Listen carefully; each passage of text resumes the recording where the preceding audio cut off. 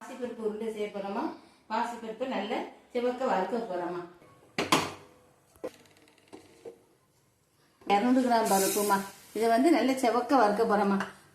இது கூட 2 ஏலக்காயும் போட்டாச்சுமா. போட்டு நல்லா ஆற வச்சு மிக்ஸி ஜாரில் அடிக்க வேண்டியதாமா. நல்லா ரொம்ப கருப்பா இல்லாம நல்ல பொன் நிறமா வறுத்து எடுத்துடணுமா.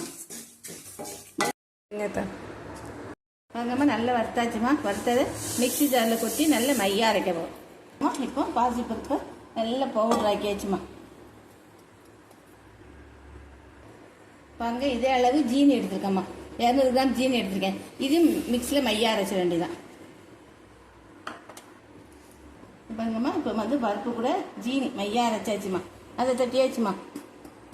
இது பாருங்க, நல்லா தட்டி கிளறிட வேண்டிதான்.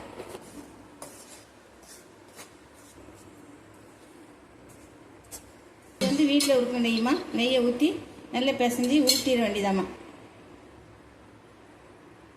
இது நெய்யில் தாம்மா உருட்டணும். கொஞ்சம் கூட தண்ணி ஊற்றிடக்கூடாது. நெய்யில் தாம்மா உருட்டி எடுக்கணும்.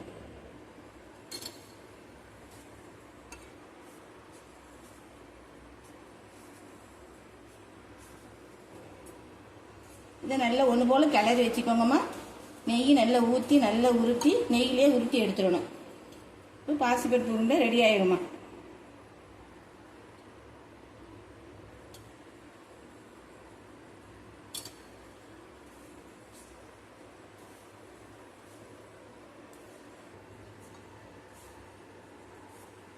பாருங்கம்மா, நல்லா ஒன்று போல் கிரையிலே எடுத்தாச்சுமா. இனி நம்ம உருட்டி வைக்க வேண்டியதாம்மா. பாருங்க,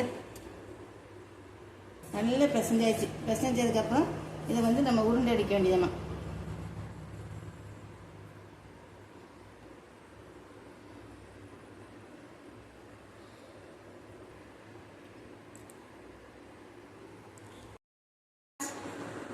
பாருங்கம்மா, பாசிப்பருப்பு உருண்டை ரெடி ஆயிட்டுமா. உருண்டை ரெடி ஆயிட்டுமா. வீட்டில் செஞ்சு பாருங்கம்மா. கமெண்ட் பண்ணுங்க மக்கள். லைக் பண்ணுங்க, ஷேர் பண்ணுங்க, சப்ஸ்கிரைப் பண்ணுங்கம்மா.